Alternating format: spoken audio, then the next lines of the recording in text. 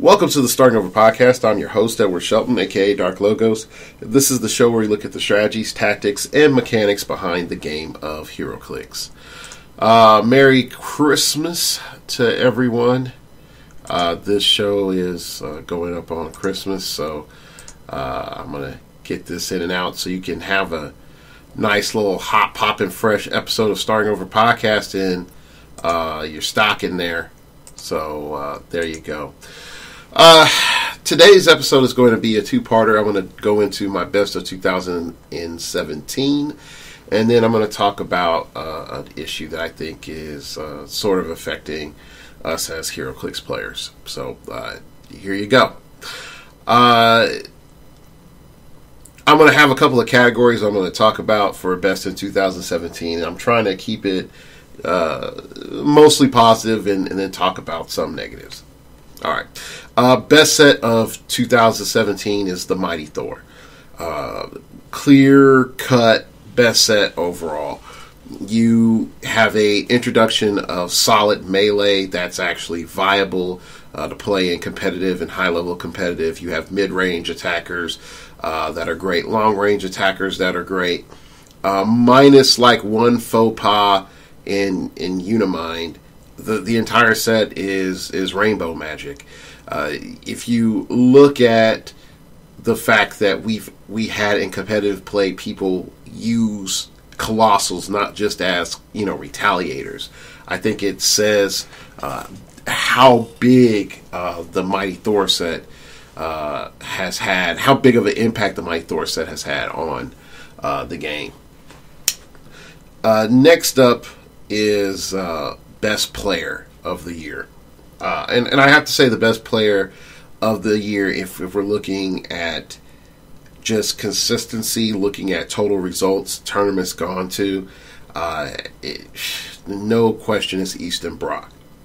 Now, I know some of you might say, what about PJ? He's your boy. I in this situation, I'm not going to just big up my people because I can. I don't think that's fair. I do it a whole bunch of other times during the year, so in this case, that wouldn't be fair. But here's why I would look at Easton. If we're looking at high placement in U.S. Nationals, high placement in Wizard World, WizKids World Championship, finals in the Rock finals. His Super Q after Super Q after Super Q win. I mean, let's be honest. If it wasn't for Easton Brock, how many people would have had Unimind teams the way that they were stacked at Rocktober? Over 2/3 of the field owes their placement and also maybe their torment to Easton Brock. So if I was going to say hey, who is the best player this year? Is Easton Brock, bar none. Just overall. So it's no shade to any of my other competitive brethren and sisterin, but I mean we got to be real about it. I know some people feel like Easton is the new Patrick, and I think that that's unfair to both parties because number one is to say that hey, Patrick's accomplishment makes him sort of this metric that Easton has to live up to, and vice versa. It makes Patrick seem like he's not around, and I don't think that that's a really good comparison to have. Definitely right now, when Patrick can still show up to a WizKids tournament and clean your clock. So there you go. I'm going to say best YouTube content. Now, I'm going to separate best YouTube content and best podcast content as two different things because they do similar things. And then as you can hear, I had a game pop up. They do similar things, but they're different. So for YouTube content, I really have to throw it to T3.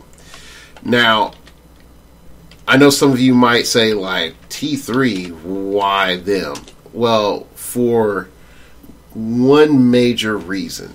T3 consistently puts up competitive games. Not the toppity of the top, but very good quality in terms of competitive games to help a player go from immediately intermediate to somewhat near pro. And they experiment enough where you can say, like, I see where he played this wrong, but I think there's potential here. And I think that's something that the Majestic CCG YouTube channel didn't really do. They were a little bit more after the fact. And that's fine. Like, oh, hey, these two teams are doing well. We're going to play them against each other. And then you would hear Patrick and whoever else go over why those teams are good and what they did and blah, blah, blah, this, that, and the other. And so I get why T3 has sort of taken in this place that Majestic CCG on YouTube used to have. Because they said, like, hey, we're not Patrick. And we'll play the best builds, but we're also going to tweak these builds to see, are there any other ways for us to look at this? So I really have to give big props to Symbio. I feel that, you know, their quality of work over there is really good. The best podcast, I feel, this year, just overall, from an impact perspective, is definitely going to still be 2 Clicks. I know that there's been a lot of stuff going on, you know, in the background in 2 Clicks, and for a year of restructuring, considering, you know, one of the, you know, the main co-host, you know, went away a year ago, there is a lot of positive things that have gone on in 2 Clicks for KO, and Aaron has sort of stepped up and provided very good quality content overall. So, and consistent, you know, minus the sort of last quarter. But again, when family life calls, you know, people forget, you know, Aaron's a dad and he works, and, you know, he has his girlfriend. You know, so there's a lot of stuff that's going down with that. And I think that people will underestimate underestimate the quality in the work that he puts in. So I definitely got to give it shout outs to 2 Clicks for KO. I would give a close second, a really close second to Critical Clicks. But that also leads into my best community this year, which is Critical Clicks. Critical Clicks Facebook, more than any other Facebook, is probably your best source of information on things right now. And I really do mean that. And I don't mean it in like, oh, like, hey, does that mean it's better than Majestic CCG? No, that's its own tool. Like, I look at Majestic CCG as its own tool. But if you're looking at reliable, accessible heroclix conversation to make you do really well in your local environment and even possibly place in a rock, while also being able to find out, you know, everything that's sort of going on, then Critical Clicks is definitely the place. That is definitely the Facebook group you want to be a part of. Definitely, I would say that. All right, let's lead into the worst set of the year. The worst set of the year is so clear for how much it screws over players, and it does very little to help the game be positive and move forward. And that is What If. I've never said that a set is a poo emoji with a cherry on top, but it is. That's what it is. It's a piling up in your backyard mound of crap, and the more you buy of it, the more you regret. And there's really only a handful, not even a handful of figures, maybe 4 figures that are really worth your time, and most of the commons and uncommons and rares are trash. They're bad. It was a rushed, crappily designed set, and I feel like they were more looking at how they were going to milk the sculpt reuse than they were looking at putting out a quality product. You can look at the Goblin King crap that went down with that, and them not really thinking about how Goblin King would work and scale. There's a bunch of things with that set that I just feel is really, really bad. All right, so that's pretty much it for the 2017 review of this year. And these are just things that how I felt. I did think originally when I was planning this out, I was thinking to myself, like, the most influential piece of 2017, but it's by far easily Unimind. It just is. So it wasn't even worth talking about why. So, all right, let's get into the second part of the show. And I've had time to sit back and listen to various different speakers on of different viewpoints in the last few weeks. I listen to a wide variety of political viewpoints. Sometimes I listen to them regrettably, and I listen to some a little bit more enthusiastic than others, because everybody has their bent.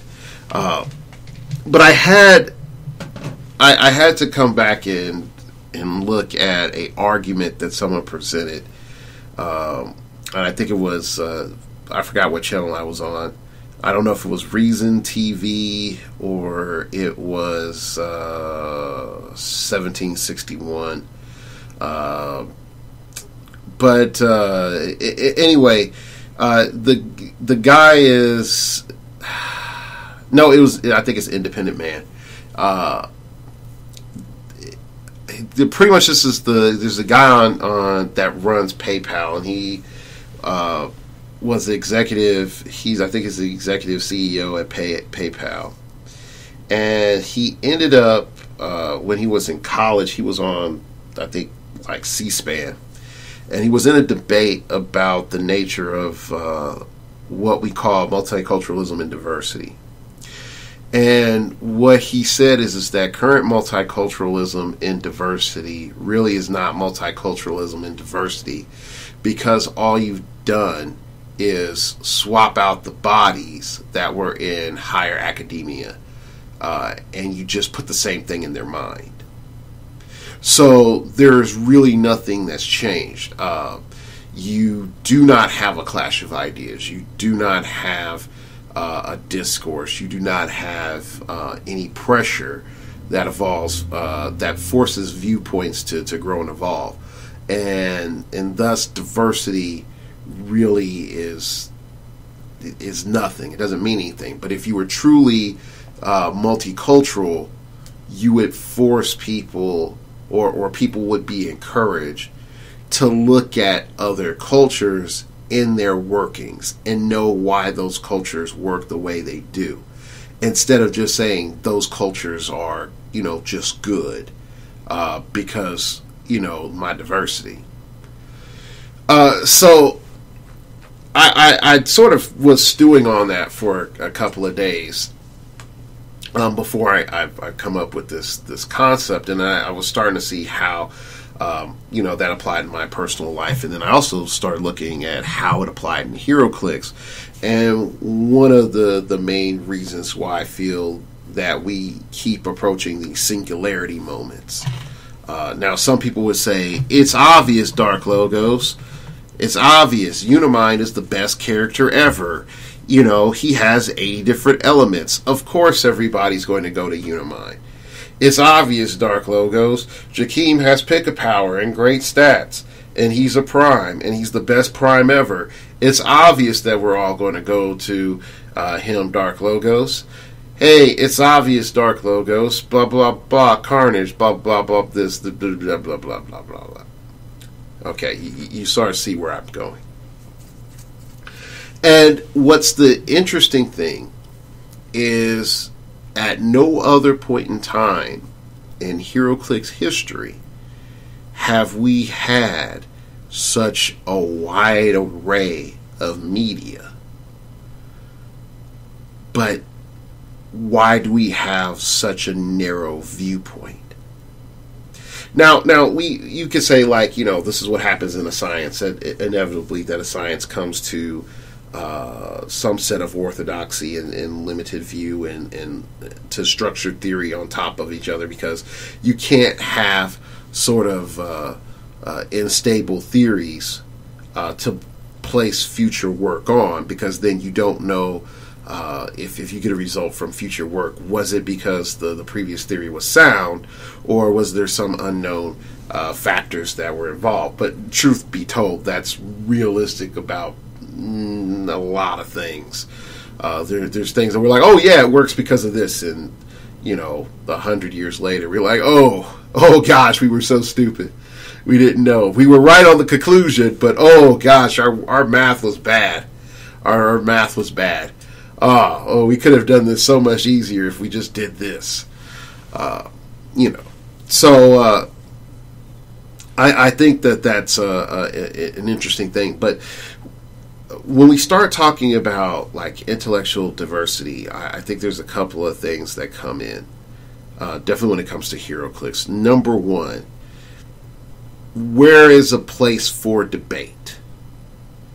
Where is a place for debate? Now, I have my infamous Aaron Cantu and I conversation on 2 Clicks from KO, where I said, I don't see Unimind winning Rock World Cup. I mean, I was wrong. And I thought that the Hulk was a game changer. Okay. Now, no, I was basing that off of the rules of the time. And, I mean, we got new rules, but when we got the new rules, it was like, oh, okay, some things don't work the way that I thought it was. And then I won't lie, I sort of glossed over Unimind because I thought he worked like, the rest of the Eternals, not the super mega perplex cosmic, all-sight that he is. And so I took a moment back and I sort of re-listened to some of my arguments, and my main thought process was, if I have something introduced that allows me to challenge Jakeem, and Jakeem is stable, proven tech, and comfortable, my thesis is that the heroclix community will stay in what's comfortable in spite of a new destabilizing element being introduced into the game. Okay, definitely for a major championship, there's going to be a lot of people that are going to be like, yeah, I know Jakeem. I spent almost a year with Jakeem. Let me just play Jakeem with blank. Okay, I've been doing it all year. Where on the other end, when we look at Unimind, it was just like, hey, do you want all the defensive and all the offensive things possible? Here you go. But when we look at the point of debate, where was my debate with Hulk? My debate with Hulk was that Hulk was meta because he had a potential with 2 elements to go in and just one-shot Jakeem.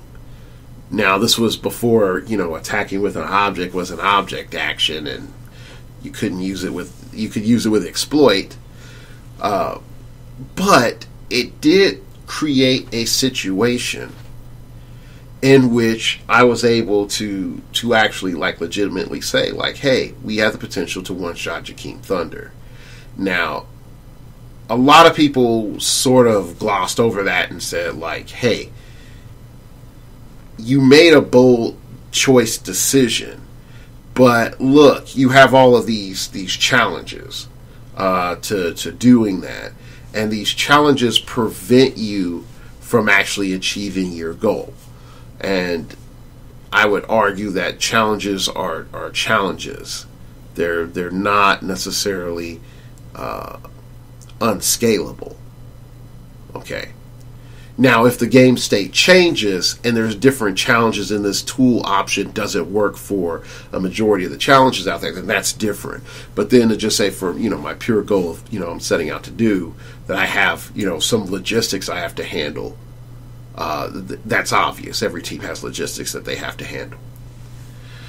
So, reeling it back in, okay, there were two concepts that were presented, and some things that were focused on from me from one perspective, Aaron from another perspective. And we sort of went at each other a little bit back and forth, but it was more fun, playful, and not antagonistic, and that's always my goal in these situations.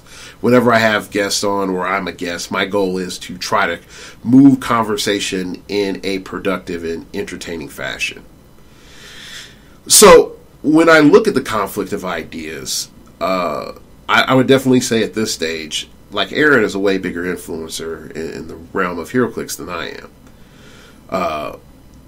But to be able to sit back and hear each other sort of go at an argument, that's more than what I hear in most shows. Now, to be fair, there are a lot of one-man shows, so going back and forth and debating an issue is a little bit more difficult in a one-man show. But when you don't have one-man shows and you have these conglomerates of several people, you have an eventual synergy that happens. This happens no matter what your cast is on your show. There's going to be a point in which you all sort of know what each other is going to say, and so you start meeting in the middle a lot faster than I feel you should. There should always be a degree of resistance so that conflict provides interest for the listener. But also in the process of that conflict, it allows us to look at problems and actually try to see, like, hey, is it worth changing our approaches and looking at several of these issues? So let's sort of keep going on about why, diversity is our strength, diversity is our weakness, and sort of unpacking a couple of more things. One can easily say that, sort of going back to what I call my core bets on the heroclix community just over, through history. And watching the heroclix community through history. The core bets on the heroclix community is, number one, they play safe. I think that's just human nature, but that's how it is. Number one, they play safe. Number two, orthodoxy is established by the strong.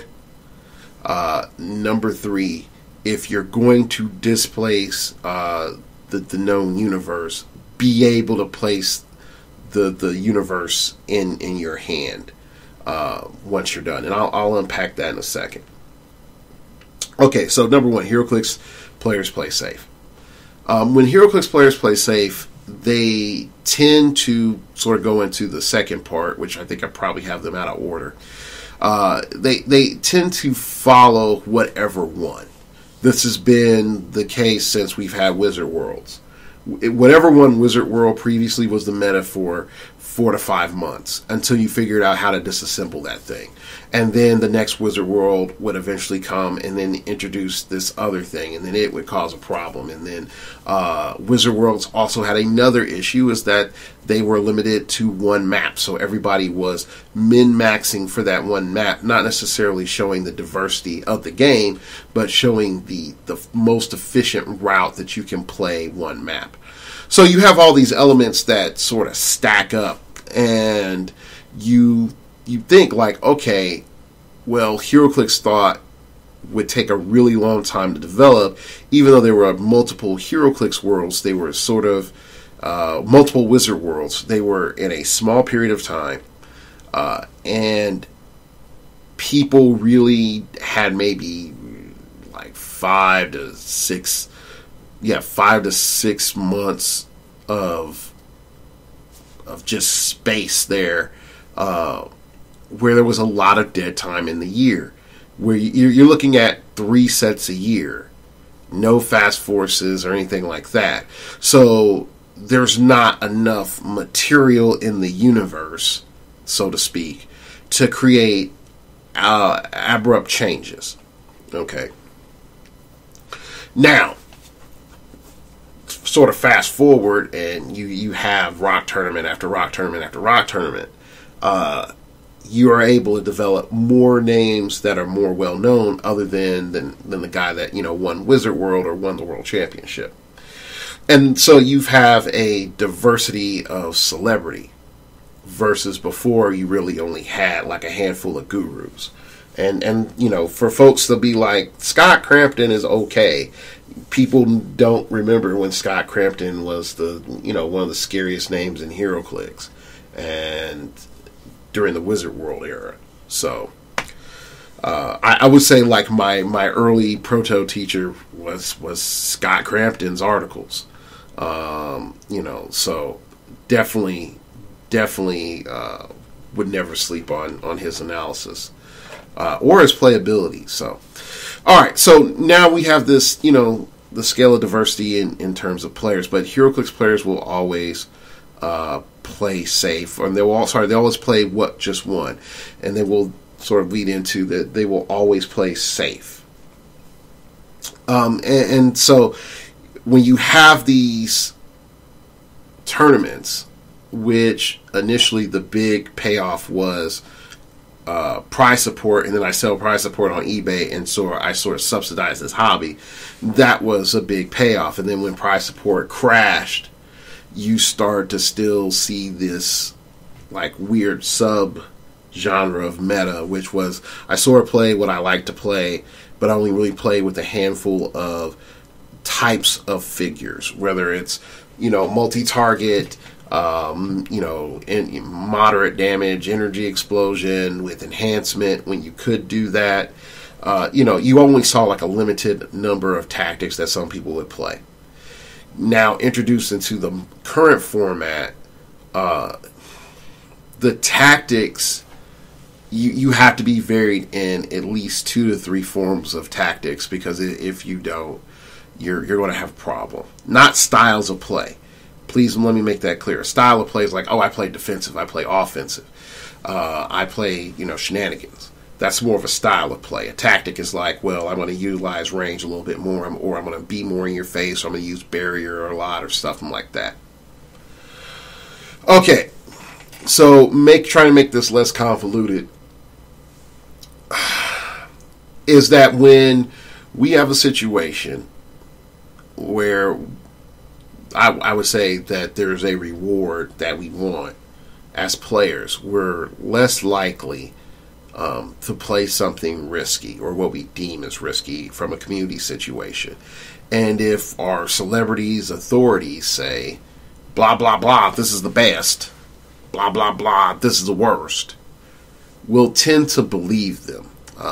And even more so, there was a guy that I sort of stumbled across, and he was talking about how our brains process information, but more importantly, focus more on negatives than we do positives, because for us, negatives, means death. Positives means like, well, I can still live, but there's other positives that can help me live. But negatives definitely mean death, and where our mindsets focus primarily on the negative. So if someone says, for example, Banshee is trash, he sucks, don't play Banshee, noobs play Banshee. Now, no matter what the reason that person would say, Banshee sucks. Even if they give you a rational or irrational, viewpoint, the fact that they said Banshee sucks will imprint on you to look at that figure in a negative light, and probably discourage you from doing play testing on your own. Now, again, there's this factor of time. You only have so much time to go in and play with so many figures. You still have to use some degree of deduction. But the fact that you could come in and say, like, Banshee sucks will skew a viewpoint. And let's just say you don't have, let's say you have 100 heroclix influencers, okay, of varying degree. And 60% of them say, Banshee sucks.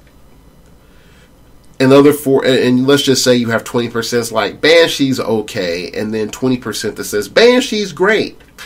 Are you likely to listen to the minority leader? Probably not. Are you more likely to respect the diversity of opinion? Primarily not.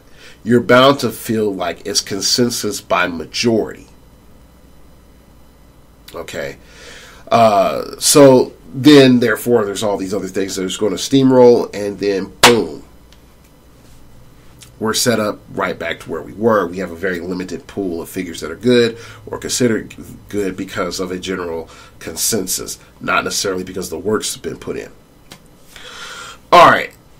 So I've sort of talked about point 1 and 2. Let's go unpack point 3 about being able, if you are right, being able to reshift the cosmos in your hands. Again, people don't like having uncertainty, and more importantly, people don't like having what they've established as good all of a sudden be usurped for reasons that could not be foreseen. Okay. And that includes the failing of their intellectual authorities.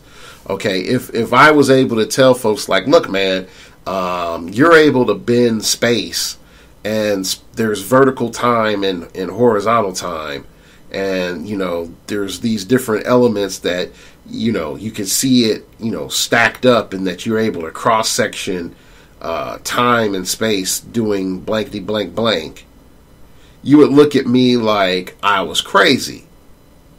Okay, but if I turned out to be right, your concept of time is now completely changed, and now you have to restructure. It's like, okay, so there's horizontal time and vertical time, and if we are intersected in this time and space, that means that if we did time travel, this happens, but then we could also fold space to put a person in this part of time in these sort of quadrants, and we would have to be mindful of this, that, and the other. You have to reshift how your entire reality works. Okay? So when tech comes in, like LAMP, for example, and we're seeing sort of a minor resurgence with Joker, with Chair Joker. When you look at LAMP decentralized the core theories of heroclix, because the core theories of heroclix previously was do a bunch of damage, shoot at range. It's almost like red coats versus blue coats. We all get in a line and we just start shooting at each other. Okay, LAMP came back and said, chemical warfare, son. I throw a grenade at you. Okay, chemical warfare against, red coats in a line, that's hella effective. Okay, now where does the game change? Where does our universe shift?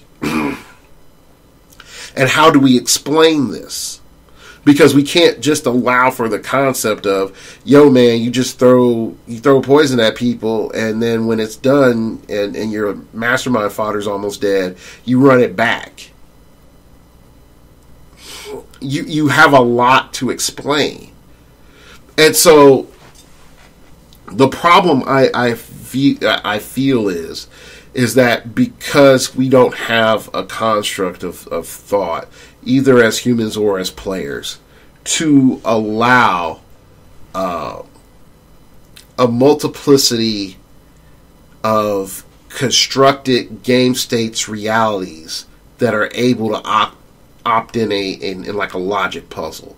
And a logic puzzle usually, or a logic question usually is, if this, then that, if not this, then that, if this and this, then that, if this minus this, then that.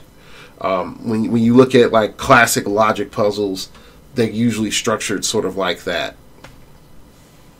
So we're not able to say, if on open map, then this, team A plus team G equals blank times dice roll. Times dice roll.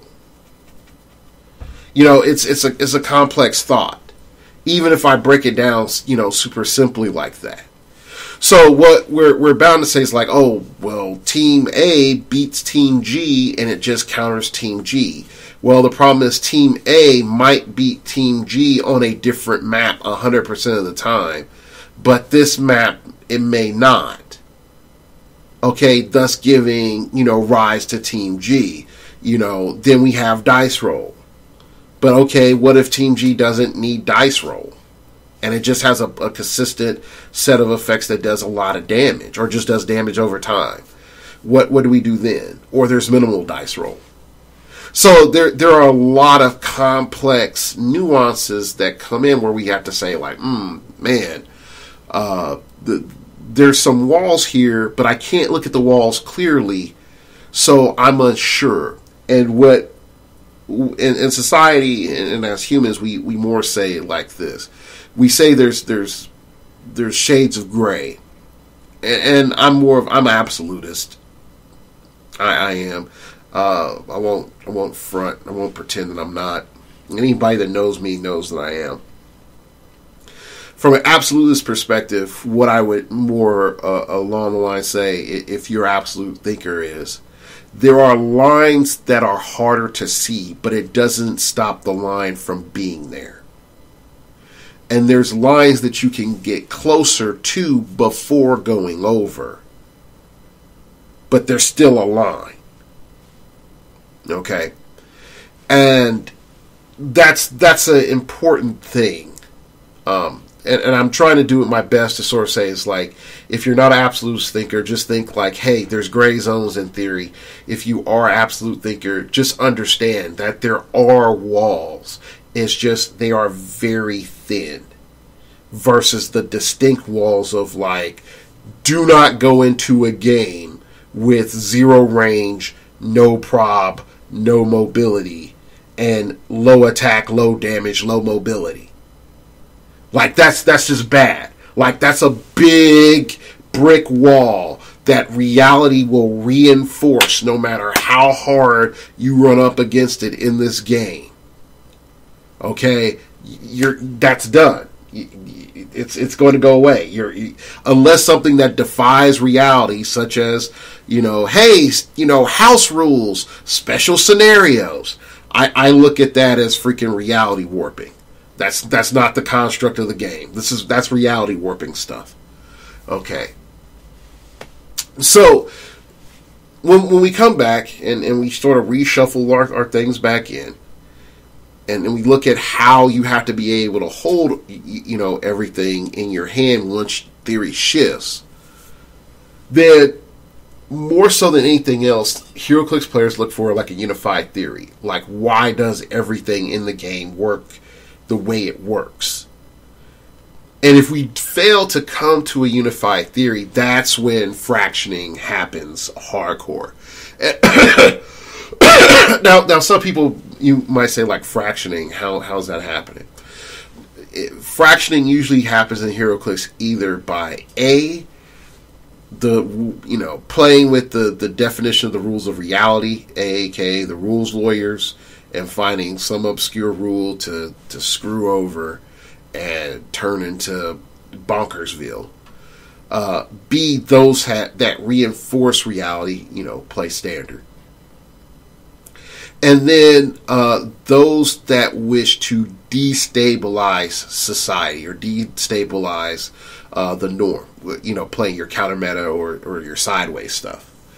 Okay, so when we don't know what the heck is going on, we get the most amount of diversity. Okay, because we're not sure of what the best ground is, and so for the immediate moment, since our goal is to get whatever shiny prize it is, we're willing to employ different types of mechanisms, because what is considered standard or considered the normal way of doing it may give us a good chance, but it may not give us the best chance due to what we value. You know, some might value, I'm smarter than you, so the rules lawyer. Some people will say, like, hey, this path has been proven, so I'm going to do this. Other people will say, well, if a majority of people are going to walk this path, then I know what they're going to do because I'm familiar with it. I'm just going to set up traps along the way that they're not prepared for. So, and again, that's like an oversimplification of, you know, how fractioning in a community happens. Definitely when it comes to heroclix. So when we look at the diversity element, we can see is that an instability is probably the best thing for a diversity of play, and we need sort of more maverick players. And maverick players have their point, and I think that's in particular reason why people like Easton, people like PJ, people like Wes Summers, because they're maverick players. They have moments where they set the taste for everybody else. Now the problem comes in is that when your mavericks are tastemakers, you have a problem. You have another problem, because all you've done is reset the default to the exotic, not to the stable. Okay? I just want to make that clear. You can have cultures that do things and it's like, this just doesn't make sense. And it could be easily, you know, like, hey, we got a guy in here, and I think this is actually from like Latin history, Latin musical history. You have a dictator come in. He's a kid. Well, not dictator as a kid. Dictator as a kid, low class guy. Everybody's playing salsa. He gets to be a young man, tries to interact in these bourgeoisie parties where they play salsa and dance salsa, and they're like, yo, man, get out of here, you low-class, you know, street rat. Get out of here, Aladdin. He finds the magical genie, becomes the freaking Prince of Agrabah, comes back in, and it's like, yo, all you bourgeoisie people, get the heck out. New official, you know, music of the people is bachata. Bam. Okay, now, most other Latin America is on salsa as the, you know, primary, you know, music, and then you have this island that it's bachata. Okay, so what happened? It's technically an exotic. It's a culture based on the exotic. You know, there's certain differences that can happen, but for that culture, that's a norm. But if you sort of take it into the scope of the general field, it looks like, oh, that's, you know, that's clearly exotic. But again, if we come back into, you know, sort of that percentile, if 60% say this, and then 20% say man, and last 20% say, you know, no, that exotic can easily be blown up into being your main culture. So, going, you know, sort of reshuffling everything in, because I know it's a lot of complex thoughts in a not so long amount of time. And trying to fix a problem that may not be fixable, but at least I feel like if we're made aware of it, then, you know, we can do something. So, like, you know, having more diverse players is going to be a good thing. Being able to take a step back and also challenge orthodoxy is a good thing. I say that as a theologian. A lot of people don't understand, like, how complex Christianity actually is, because you're dealing with like an end concept of several thousand years of refinement. A lot of people don't understand where Trinitarian thought came from. A lot of people don't even know that Africa, you know, for a period of time, North Africa ceded, you know, think it's like a Sea of Alexandria, and you have like I think 3 to 4 major theological like revolutions come from that area. Some of them right, some of them wrong, but that and the influence of Coptics and several other things. Like a lot of people don't know that. They just look at like the modern day evangelical or Catholic, and they'll be like, oh, that was Christianity, and it's like, no, you don't know what all these ideas are based off of. But I go that way to say this, is that being able to challenge orthodoxy, in the councils of the churches, you have scholars that get down to business, and they get together and they're like, yo, we got this cat here, or we got the school of thought, we got the Antiochians, and we have the Alexandrians, and they're beefing over this. Let's sit down and debate. Okay, we got it's like now I blank on the couple other guys. It's like we got these other heretics. Let's get them down. Let's bring them down to debate. We're going to have them come in and defend their position, and then we're going to go at it. And they'll spend time to go at it. They'll spend years to go at it.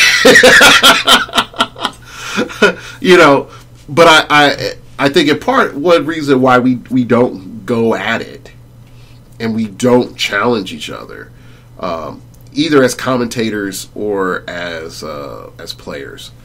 Number one, I think that we all have a healthy respect for each other, to the point of we don't want to offend somebody that you're going to see. Okay. And I'm not saying that there has been a bunch of offenses, but even I'm willing to walk back some things if I feel like I might have gone too hard on a person. I think it was Brett from T3 when we were on Married with Clicks, or I think his name begins with a B, and I just went in on him like, no, you're wrong. And I felt bad, and I did it from an entertainment perspective, and I'm like, yo, man, I'm sorry, I went too hard on you, man. But I think that's one, is that we're sort of afraid of like, well, am I going too hard on him? Will he be mad later? I gotta see him at Rocktober, and that's in 3 weeks. I don't want it to be awkward. Another thing is, I think that just from a culture, we haven't set it up as like, what is our context of an intellectual challenge. I know when Alpha Strike said that, hey, Mistress Death is a top tier piece, and this is before Mjolnir popped out, and I was like, going into Rock States, no, I don't think so. And I sort of went in on the channel, and there was a back and forth, but I think in part the guy may have thought that I was sort of trying to troll him, when I was just like, look, man, there's so many different things that come into the factor of what makes a character good. And another thing is, like, in the overall ecology of the game, Mistress Death can screw up tournament results. She's not good for the game. And she can do more to harm you or harm your teammates if you're going in from a team perspective than to help. So, there was some back and forth on that, and then we eventually, sort of resolved that. But I think, again, conflict and how we establish conflict and challenge theory is an issue. It's one of the main reasons why global warming as a policy hasn't gone forward, because too many scientists disagree as the core reason. Not that the conclusion happens, it's the core reason. And the reason why they do that is because there's a lot of money and a lot of notoriety and a lot of fame that comes with the person that's able to track down the true core reason or reasons or systems which cause global warming and which percentage. That's really it. I mean, a lot of people blame politicians. Politicians are there in part, but a lot of it is on scientists. Like, if you really go into global warming debates and about, like, the mechanisms, not the reality, the mechanisms, you'll find that the scientists don't agree on details and why. Just like Age of the Universe. A lot of scientists will not agree on Age of the Universe. They'll just be like, it's hella old. And they'll still uphold Darwinistic evolutionary theory.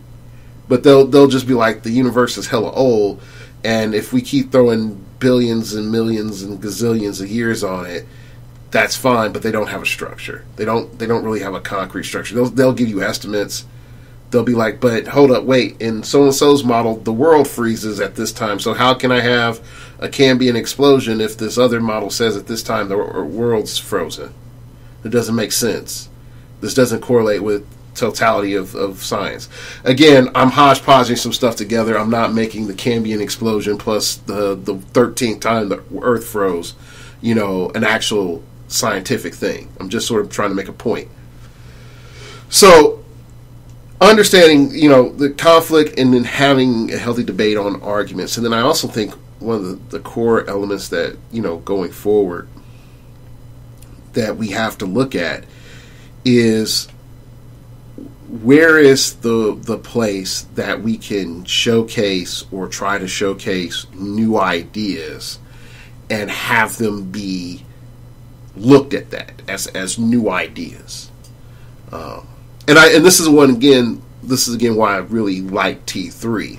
T3 just sort of throws some things out there. Some things are great, some things are not. You can sort of look at how they work, and by not a poor level player. It's not a beginner. Somebody knows what they're doing, and they're trying to fudge through how does this work?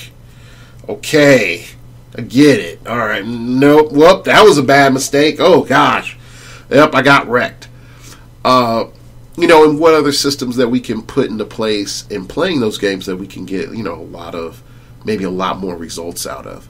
I know when I used to play test with Daniel Joins a lot, we used to have these moments where we would pause, look at a moment, make a decision, play it, see what happened, play it like, attacks went off or didn't go off, see what happened, and then rewind back to the core moment. And that in and of itself was huge because it allowed me to see, okay, this was the dice, or no, this definitely wasn't the dice. Any way it goes, this plan was not going to work. Or, yeah, any way it goes, this plan was going to work because my opponent couldn't do blank, blank, blank. So, developing some more advanced mechanisms would be good. Now, here's my sort of warning. With the arrival of teams, well, let me rephrase it, not the arrival, teams have been here. With the development and evolution of teams, and with the competitive nature that's going on now, I will have to say this. If you are the average player, you're in worse situation, because if anybody figures out or creates these, I would say, mechanics and procedures, or standard operating procedures, or people call them SOPs. If anybody's able to generate these SOPs and fails to put them out there, or chooses not to put them out there for the betterment of the game, it will give exponential power to the group that can fully utilize them. And every group has their own thing. Every group has their own secret tech. I'm not going to pretend that Majestics doesn't have a style of doing things that Rubicon, didn't do, and Pusheen does something, and Critical Clicks does something, all these teams have things that they do that they don't tell other people that they do, that allows them to have varying degrees of success. And so whatever those mechanisms may be, whether they be cultural, whether they be more scientific, intellectual, or, even spiritual, elements, if those things are sort of kept back from the general, populace, I think that you're clearly going to see, I wouldn't say something horrible, but it's going to be clear who's the spaceman and who's the caveman. A caveman with a laser is not, it can be a threat. A caveman in an Iron Man suit can be a threat. But if you put a fully optimized, genetically perfect human with, a 10th level intellect with a laser and with an Iron Man suit, you're going to get a completely different result. And that's what I feel it's going to be in comparison. I like the team concept. I think it's great. I was going to do best team of the year, and it was going to be Critical Clicks because sorry, not Critical Clicks. Uncanny Clicksman. Sorry, had the wrong clicks thing in my mind. Uncanny Clicksman. Because they proved that they could have threat upon threat upon threat upon threat upon threat in their team, in their culture, in their mechanisms work for producing high-level people. Plus, when you recruit capable people, that makes the barrier of entry a lot smoother. But if I know if I took, some of the things that we have in Phoenix Nest and I put them into Uncanny Clicksman, we wouldn't be able to compete against them. Like, they would definitively beat the majority of us. Because I could clearly see, like, some mechanisms that we have that they don't have. But they could probably look at us and see some mechanisms that they have that we don't have. And it's like, they don't know about that. We'll keep that one, under lips. And so you're going to see teams sort of be like secret societies, except we're not holding the keys of life and the true nature of reality, in our hands. It's just going to be like, yeah, these things about these other things link into play, blah, blah, blah. So, but, overall, like I said, I think there needs to be a real diversity that has to happen into this game for the game to continue, but not only that, for us to sort of thrive. Because if we keep on this whole idea of, hey, diversity is different colors, shapes, and sizes, bodies, and the same thoughts inside the head, sort of like modern diversity movement, then we are bound to continue down this path of technological stagnation. But if we allow for dynamic tension, where we process multiple ideas and provide a space for risk, and I want to make it clear that tournaments are not necessarily the only place to provide a space for risk.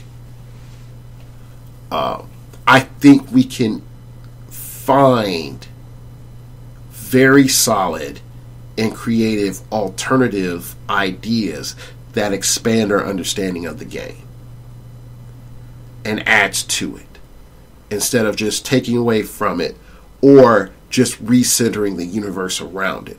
I think we start to understand more about how the nature of the game works, or what we can and can't do, or things that are good and bad for the game in the long run, if we're able to experiment around and play and then have different ideas float out there. And I think WizKids should be part of this conversation, but WizKids won't be part of the conversation because the majority of what WizKids does is just sell. And WizKids has sort of proven through the mishandling of the con exclusives that they're willing to break stuff for con exclusives and then sort of know that they're broke. And then errata them after they made, their profit.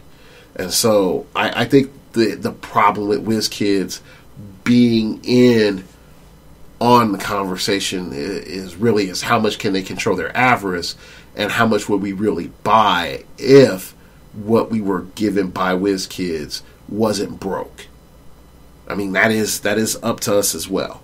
Like, if we say, hey, WizKids, you proved that you can't handle this game after, the whole Unimind, fiasco, I'm out for 6 months, and so are these several other, 100, 200 people,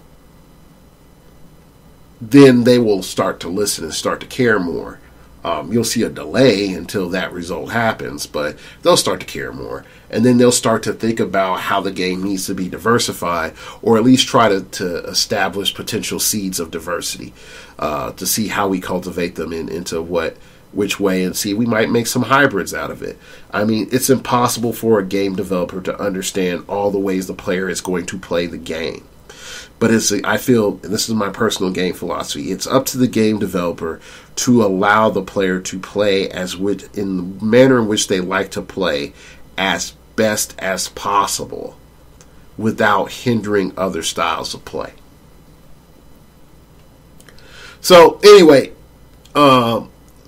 that's it. That's again, Merry Christmas, Feliz Navidad, and all that other good stuff. You can follow me on Twitter. It came from outer space and told me, man, oh man, do you know what we did with that star? You can find you can find a new show up on the Twitters if you're ever wondering if it shows up. You can also email me at startingoverpodcast@gmail.com. That's startingoverpodcast@gmail.com if you wish to opine. Keep it piffy, keep it interesting, keep it awesome, baby. Tell me, did you get some clicks for Christmas? There we go. I know I'm not, so there we go.